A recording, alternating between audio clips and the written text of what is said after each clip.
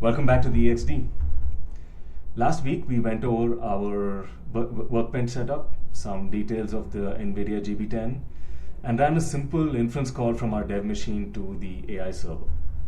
This week we'll run a very simple inference benchmark on a cutting-edge open source model, at least at the time of recording.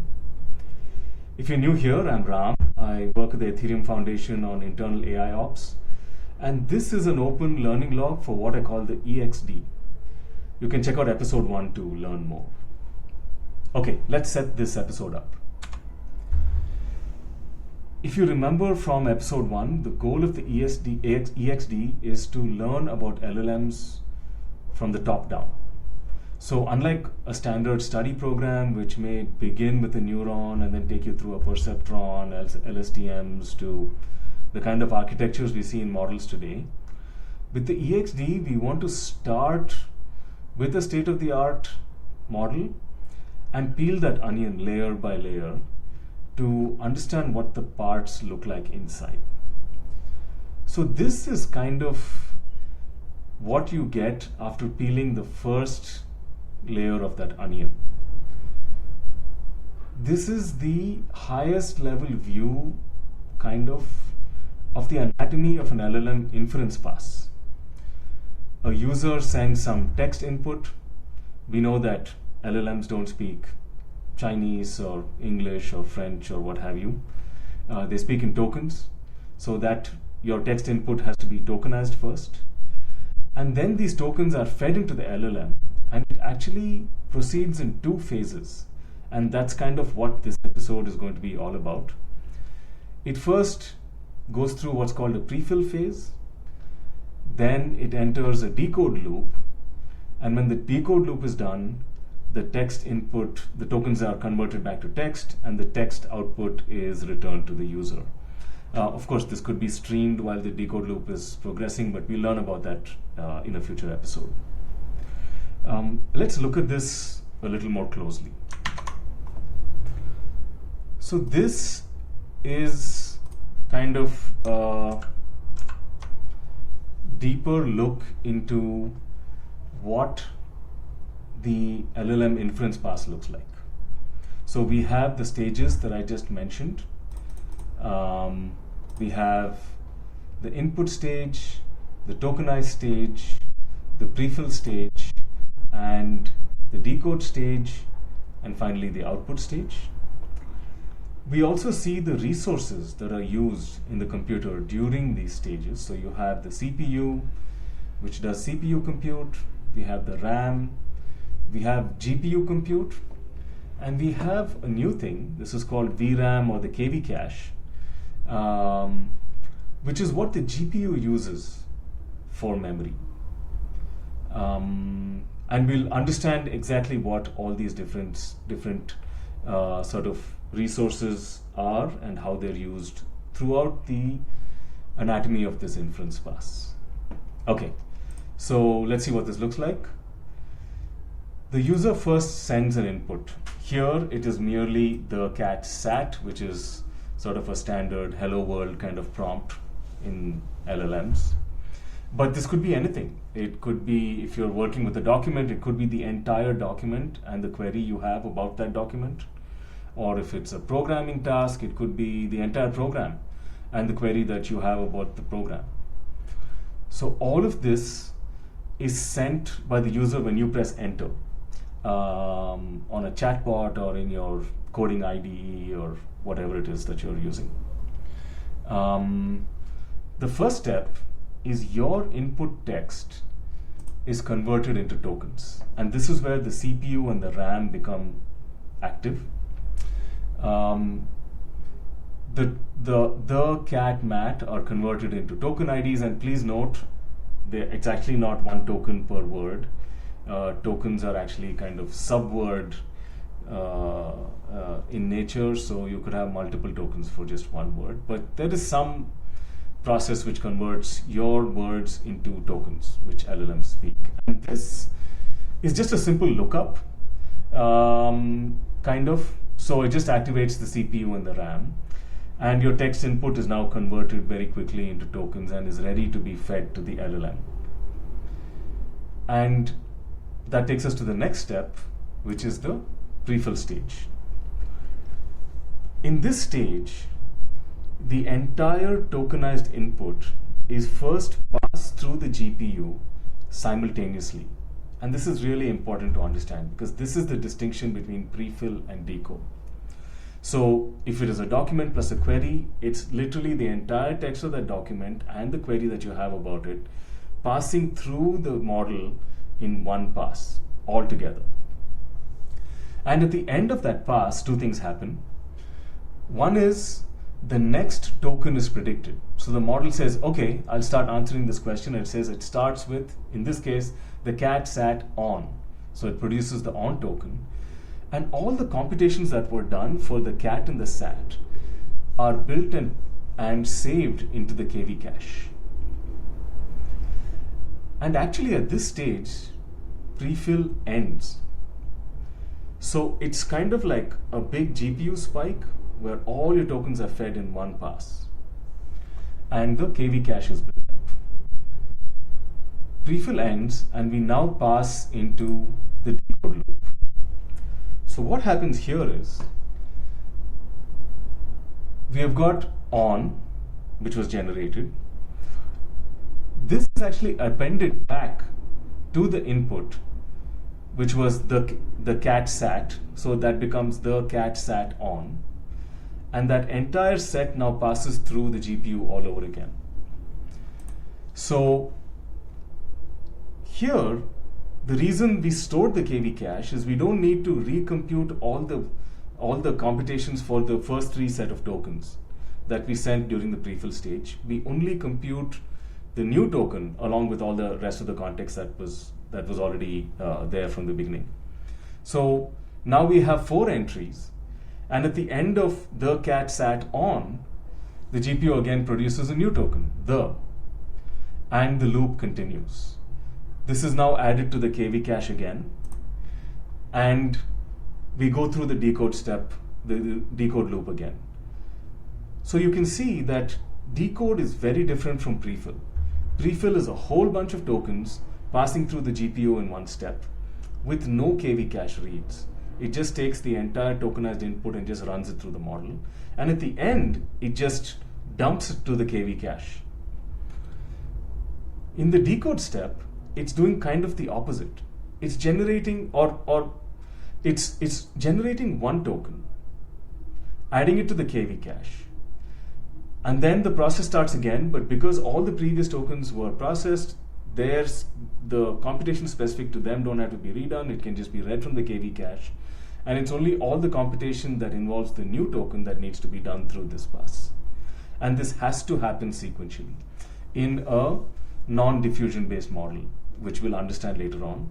But in a standard LLM model, auto-regressively, the LLM generates token by token, and this process loops until it either reaches an end token. The LLM itself generates a token, say a stop token, saying, okay, I've got the answer. Or if it runs out of its output length. At that stage, the tokens are then converted by the CPU once again into text, and the answer is returned to the user. Now, this is a little confusing, so let's just quickly recap. We understood that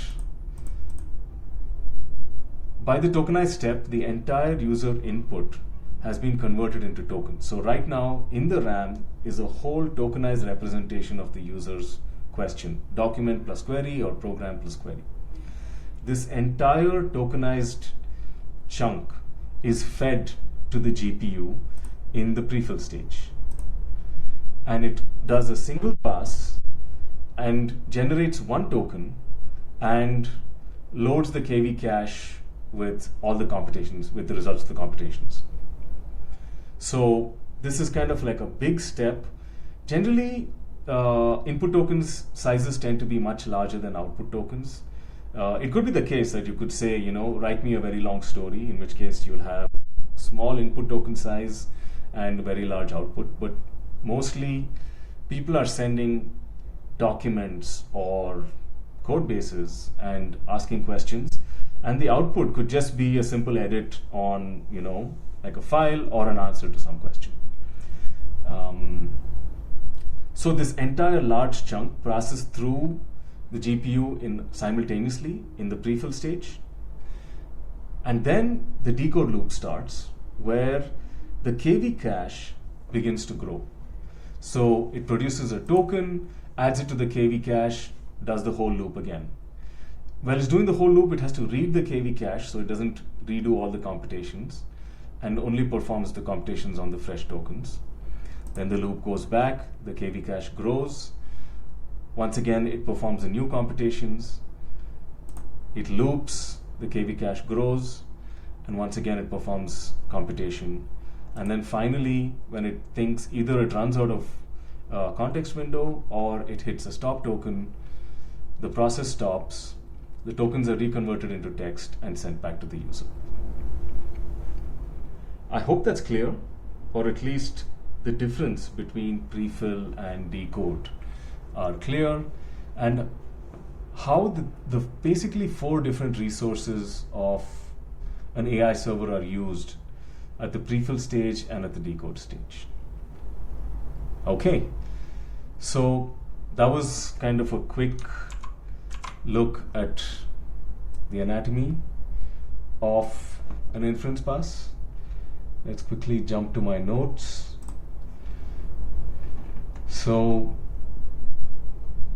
the key insight in prefill, what runs is the entire prompt at once. It runs once. The bottleneck is compute. It's not, unlike decode, it's not constantly going back to the KV cache, pulling something, then processing, then going back, pulling something and processing. It's just compute that is relevant here. And this is mainly GPU intensive. Okay?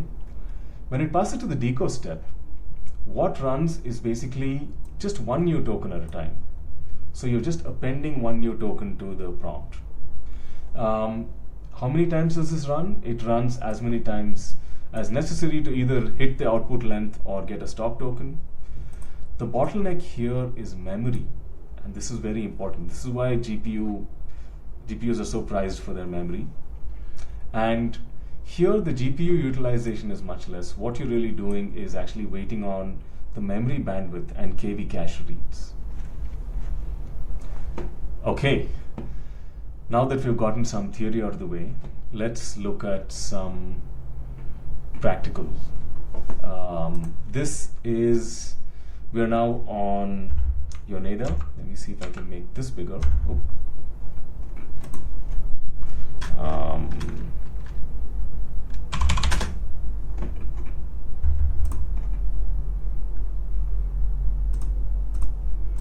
So this is Yoneda. And this is an SSH session that's open on the AI Top Atom. I already showed you how this all works. So just to understand, this is the dev machine, and this is the SSH session. So let's run a model and take it from there. So let's go to the Atom. Let's list the models that we have here. So we already installed the Hugging Face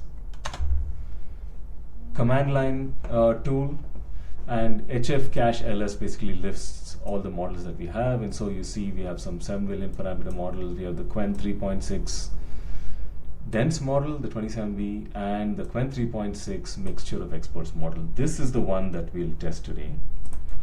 And if you remember, in the last episode, we had basically set up a small project to serve these models and store their configs. So we see here that we have kind of a baseline config for serving this model. That's the one we'll benchmark today. I already have it running. So you can see that this is the model. It's already running. And I ran it with this benchmark model. If you want to run it using this repo, then all you have to do is run the up model with the name of the baseline file. So basically, if you just ran /projects/serve/scripts up.sh and this model, then it will, and the model name, it will run the model. Okay, but we already have this running. Let's take a quick look at the baseline, what it looks like. Where did that go? Over here. These are the flags we're running the model with. Let's just make that clear. We will go through this and understand every single argument, but basically this is a config file that runs this model. You can see this is the model name, it's telling it which image of VLM to use, etc. So we also let's run the, so this is right now we are on the AI top atom. Let's actually run the benchmark from, well, we'll run it from the AI top atom first. Let's confirm that it's reachable first. So this is just a quick query to see if it's reachable. Sometimes MDNS doesn't work and it kind of drops off the network, so like it did just now.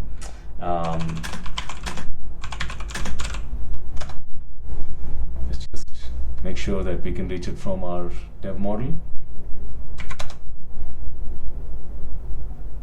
I don't know why it takes a couple of tries sometimes to do this. There you go. So we now are able to talk to our AI model from here.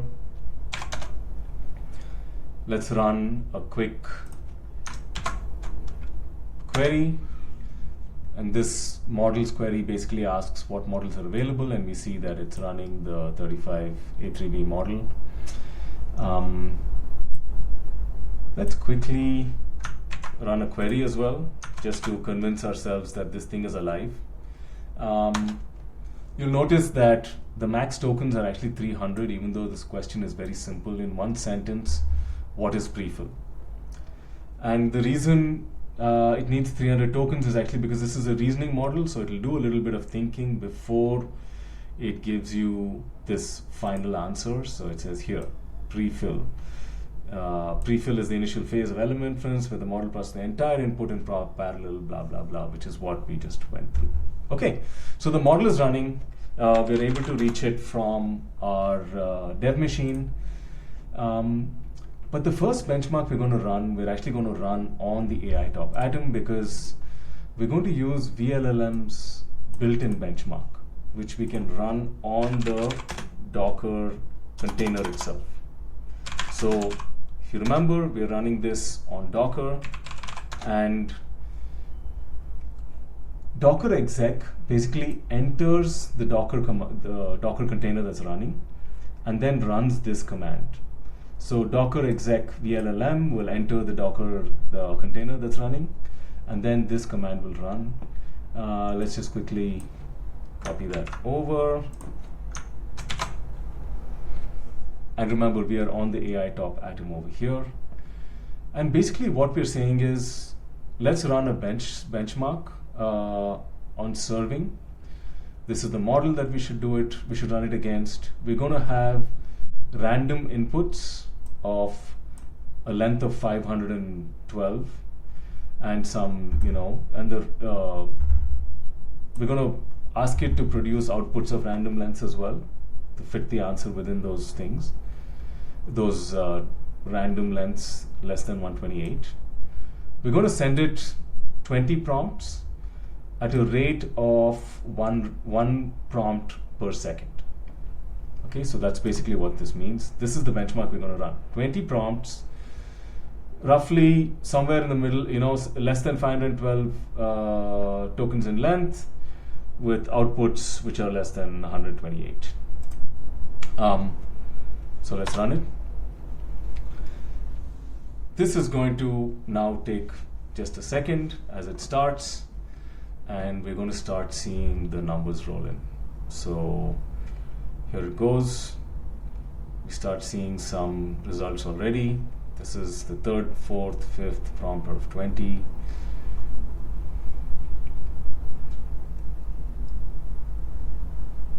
We're halfway there.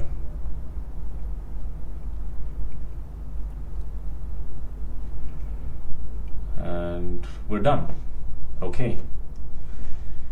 So let's understand what just happened. We ran a prompt. We ran 20 requests. All the requests succeeded. There were 0 failed requests. We had configured this to run at 1 request per second. The whole benchmark took 30 seconds to run. Total of 10,240 input tokens, and it generated 2,560 tokens. Each request took around 69 seconds, 0.69, well, there were 0.69 requests every second. And this is where we start seeing numbers that seem somewhat familiar to us. The output token throughput. This is the rate at which the words appear to you after you kind of have put your prompt into a chatbot and it has started answering you. This is the speed, this is what it feels like, you know what the speed feels like. And this is 88 tokens a second. This is the peak throughput. The peak concurrent requests were 12 requests occupying the GPU at one time. And in total, 441 tokens were being processed every second. Now let's just understand this clearly. We have at times, at peak, 12 concurrent requests happening at a time. So it's the tokens per second are the aggregated number of tokens that is spitting out to all these 12 users. So totally in this benchmark, the average was 441 tokens per second.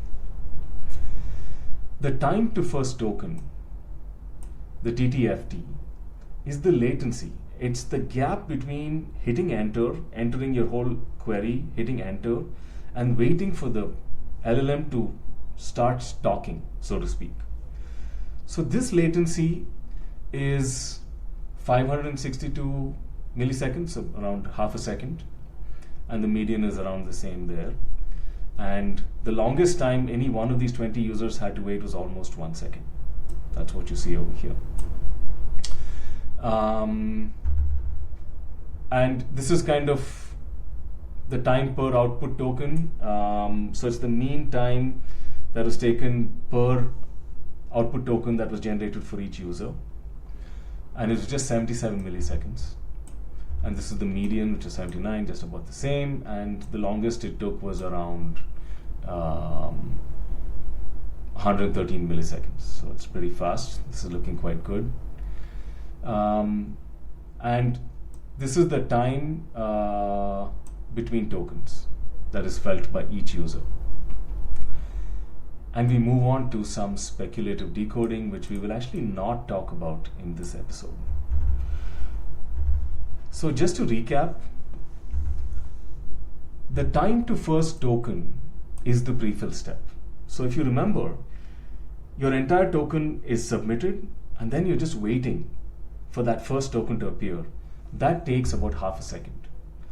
Once that starts, your output token throughput starts feeling like this. About 100 the inter-token latency per person. You start getting tokens in basically a tenth of a second, little more than tenth of a second. So that's the difference between prefill and output token throughput. Prefill is is that sort of pregnant pause before the LLM starts talking, and the output token throughput is what it feels like, the speed at which the lines sort of scroll down your screen. Okay, this has already become quite a long video, so I think I'll actually stop here. What we did today was we introduced a very high-level view of the anatomy of inference pass. We introduced pretty much the highest level concepts in this in an inference pass, which is prefill and decode. And we talked about why their performance characteristics are so different from each other. Prefill is like GPU intensive and basically tries to process your entire input prompt, which could be an entire document or documents or a code base, along with your query in one go. And decode is the loop where the LLM then starts to answer your query token by token. And this is memory intensive, where at each decode step, the GPU kind of has to reach into the KV cache, pull the values, and run the computation each time. So it's like loading this again and again. In the next episode, we'll dig a little bit deeper into this. We'll run some more benchmarks with more load, and then we'll go to a richer benchmark, which might give us some more perspective on what's going on inside. So yeah, I think we'll call it quits there. So see you guys next week, where we look at inference benchmarking continued. Thanks.